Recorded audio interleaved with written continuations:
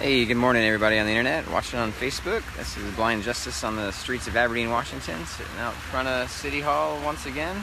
We got day 25. You can check out our little encampment we had overnight. Just a continuation of our protest that we had going on yesterday. Bye, friend. Have a good day.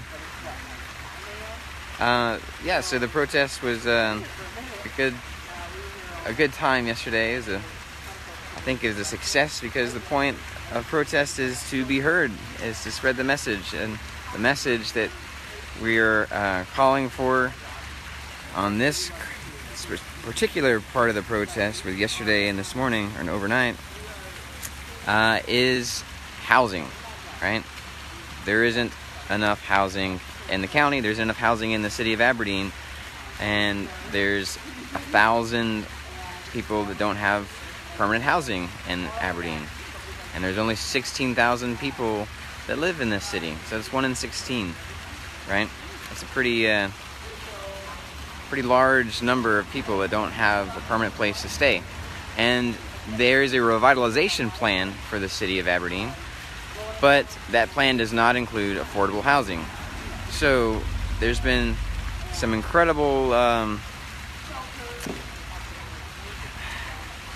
selectiveness when it comes to the plan for revitalization, and even for the ordinances that we've been protesting. This is day 25 that we've been protesting these ordinances. So it's segregation. So it's not just selectiveness. It's segregation, and it's segregation of classes.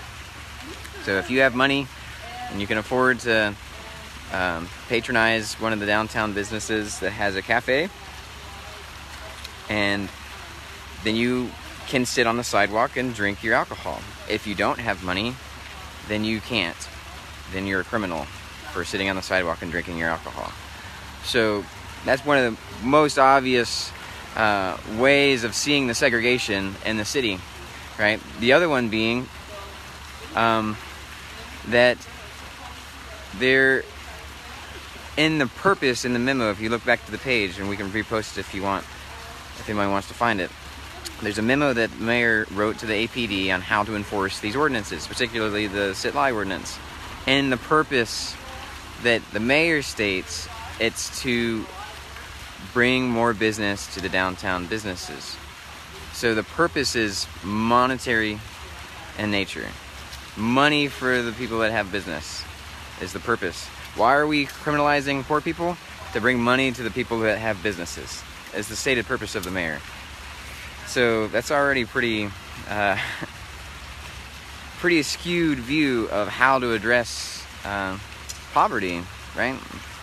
To make the rich richer and the poor poorer is kind of the thing.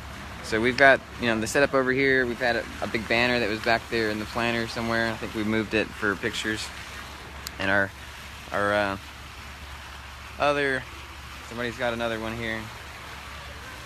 Another sign in the planters. Oh no.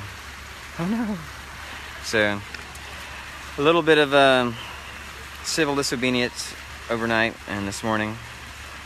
Basically saying doesn't matter if the city thinks it's illegal, right?